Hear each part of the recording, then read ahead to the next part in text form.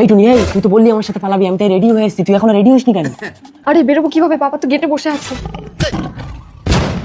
টুনি, আমি মালটাকে নাচ দেখাচ্ছি, তুমি পেছন দিক থেকে চুপি চুপি বেরিয়ে একদম ওরের মাথায় চলে যাবে। হ্যাঁ যাও। কে রে তুই বাঁদরের মতন আছে দেখবি? আর কিরে কোথায় যাবি? না মানে ওই একটু টিউশনে যাচ্ছিলাম বাবা। তোকে পড়তে যেতে হবে না, অনলাইনে এখন কত মাস্টার ফোন করে দিলে বাড়িতে এসে পড়িয়ে দিয়ে যাবে। নমস্কার, আমি মাস্টার চাণক্য চঞ্চল বলছি। বলছি মাস্টারমশাই আপনি বাড়িতে এসে আমার মেয়েকে পড়াতে পারবেন? ঠিক আছে আসুন মাস্টার, যা বাড়ি যা।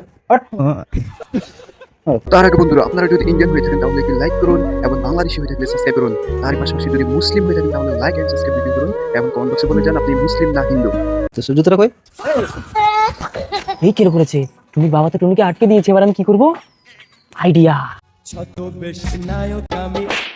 তোর খুব পালম্বা হয়েছে, তুই পড়তে যাবার নাম করে অন্য ছেলেকে নিয়ে পালিয়ে যাবি না? এক পা ঘর থেকে বেরোবি না, মাস্টার আসবে বাড়িতে পড়াতে। কে? আমি মাস্টার চাণক্য চঞ্চল।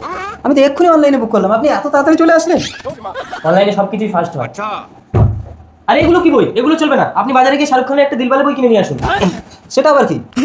বেশি বোঝেন, বেশি কথা বললে কিন্তু আমি চলে যাবো। আরে মাস্টারমশাই ঠিক আছে ঠিক আছে, আমি বাজারে যাচ্ছি, আপনি মেয়েকে পড়ান, আমি এক্ষুনি কিনে এনে দিচ্ছি। তাড়াতাড়ি চলো ফেলু, বাবা এসে যাবে। কি ঘোড়ার ডিমের শাহরুখ খানের দিলবালে বই, সে তো পাওয়াই যাচ্ছে না। দাদা, হ্যাঁ, আপনি আপনার মেয়েকে পড়ানোর জন্য কল করেছিলেন না? আর কে আপনি? মাস্টার তো বাড়িতে আমার মেয়েকে পড়াচ্ছে। আমি চাণক্য চঞ্চল। আপনি চাণক্য চঞ্চল? হ্যাঁ। তাহলে ওটা কি? শ্বশুর মশাই, আপনার মেয়ে আমার কাছে সুরক্ষিত আছে, খুঁজতে হবে না।